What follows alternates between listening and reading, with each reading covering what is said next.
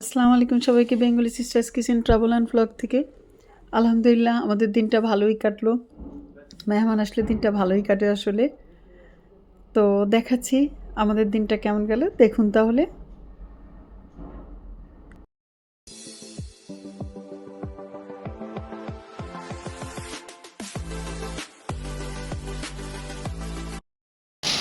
দুপুরবেলায় হয়ে গেল রাত্রের মতো অবস্থা। কী অবস্থা!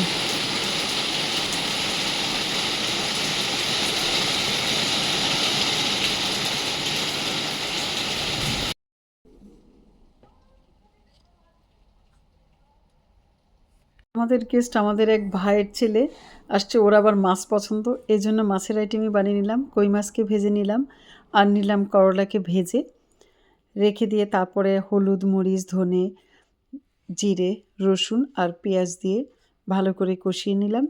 কষানোটা হয়ে গেলে আগে মাছ ভাজাগুলো দিয়ে দিলাম।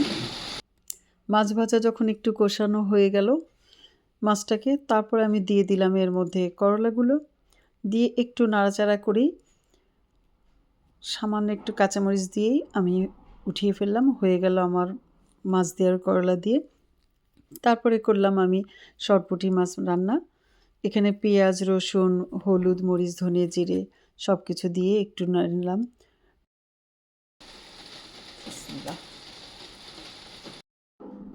দিয়ে দিলাম সব মাছগুলো একে একে। তারপরে আবারও একটু কষিয়ে নিলাম। কষানো হয়ে গেলে দিয়ে দিলাম চাল কুমড়োগুলো ভেজে। হয়ে গেল আমার ডিমালার সরপুঁটি দিয়ে আর চাল কুমড়ো দিয়ে রান্না। তারপর করে নিলাম কুমড়ার ডগাগুলো দিয়ে আর রুই মাছের মাথা আর মাছ দিয়ে রান্না। এটাও হয়ে গেল আমাদের আজকের মেনু। কুমড়ার ডগা দিয়ে রুই মাছের মাথা আর মাছ দিয়ে রান্না, চিকেন লেগ ওইটা করা, আর এটা হলো সরপুঁটি মাছ দিয়ে চাল কুমড়া দিয়ে করা, করলা দিয়ে আর কই মাছ দিয়ে রান্না, শাক ভাজি, 6 রকম শাক এখানে দিয়েছি দিয়ে ভাজি, মূলা শাক, ডাঁটা শাক, ভর্তা শাক, কুমড়া শাক, লাউ শাক আর লাল শাক, আর এখানে হলো টমেটো ভর্তা। গরম গরম ভাতের সাথে আর কি চাই।